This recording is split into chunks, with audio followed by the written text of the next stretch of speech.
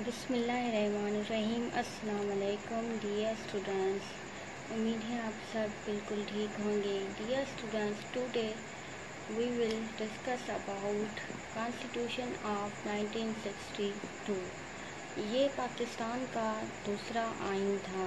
پہلا جو تھا وہ میں نے آپ کو بتایا کہ 1956 میں آیا، اور یہ سیکنڈ جو ہے یہ 1962 میں آیا۔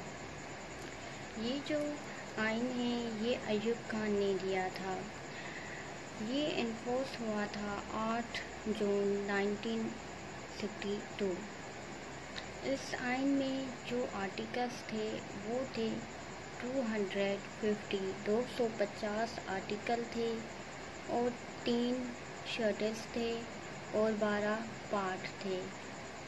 اس میں جو فرسٹ پریزیڈنٹ تھا وہ ایوب خان خود تھا، جس نے یہ آئین دیا، Ayub Khan. Age of president جو تھی وہ 35 ایئرس تھی، اور پریزیڈنٹ کا مسلمان ہونا ضروری تھا۔ پریزیڈنٹ کو الیکٹ جو ہیں وہ الیکٹورل کالج کرتا تھا، کیونکہ اس میں انڈائریکٹ الیکشن میتھڈ تھا۔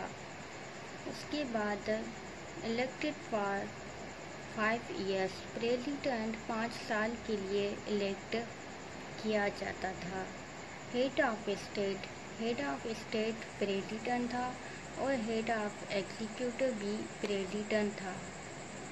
اور جو ووٹنگ ایج تھی وہ تھی 21 ایئرس۔ 21 سال کا سٹیزن ووٹ کاسٹ کر سکتا تھا۔ اس کے بعد اگر سائلنٹ فیچر کو دیکھیں تو اس میں آتا ہے ریٹن کانسٹیٹیوشن۔ یہ ریٹن کانسٹیٹیوشن تھا، اور اس میں پریمبل جو آبجیکٹو ریزولوشن تھا 1949 کا آبجیکٹو ریزولوشن وہ پریمبل کے طور پر رکھا گیا تھا۔ اس کے بعد فارم آف گورنمنٹ، اس میں فیڈرل سسٹم تھا اور پریزیڈنٹل فارم آف گورنمنٹ تھا۔ جیسا کہ میں نے آپ کو بتایا کہ 1956 میں جو تھا پارلیمنٹری فارم آف گورنمنٹ تھا، لیکن اس میں پریزیڈنٹل فارم آف گورنمنٹ تھا۔ زیادہ اختیار جو ہیں وہ پریزیڈنٹ کے پاس تھے۔ اس کے بعد نیشنل لینگویج اردو اور بنگالی تھی، اور اس میں ایک پوائنٹ یہ ہے کہ اس میں بیسک ڈیموکریسی جو ہے وہ انٹروڈیوسڈ کرائی گئی تھی، اور بیسک ڈیموکریسی تھی، اور بیسک ڈیموکریسی نے جو ہے وہ انڈائریکٹ الیکشن کا جو سسٹم ہے وہ دیا تھا۔ اس کے بعد name of state. Dear students, جو 1956 کا آئین تھا اس میں پاکستان کا نام تھا اسلامک ریپبلک آف پاکستان، لیکن اس آئین میں پاکستان کا نام تھا ریپبلک آف پاکستان۔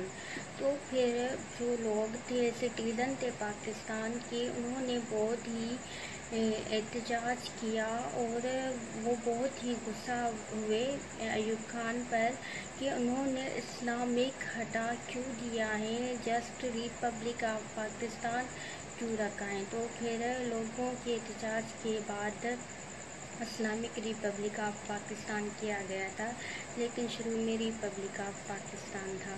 اس کے بعد انڈیپینڈنس جوڈیشری۔ تو ڈیئر اسٹوڈنٹس، اس میں جو ہماری جوڈیشری ہے وہ انڈیپینڈنس نہیں تھی، 1956 میں تھی، کیونکہ اس میں جو بھی لا وغیرہ تھے انہیں اگر پریزیڈنٹ ان پر سائن کر لیتا، انہیں اپروو کر لیتا تھا، تو پھر کوئی بھی انہیں ایکسیپٹ کرنے سے انکار نہیں کرتا تھا۔ اور جو یہ جوڈیشری ہے یہ انڈیپینڈنس نہیں تھی۔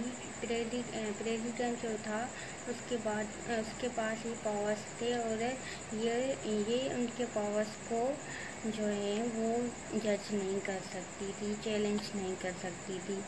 اس کے بعد آتا ہے Islamic way of life. Citizens کو یہ رائٹ تھا کہ وہ اپنے مذہب کے طور طریقوں پر اپنی زندگی گزاریں۔ اس کے بعد آتا ہے elimination of non Islamic practice.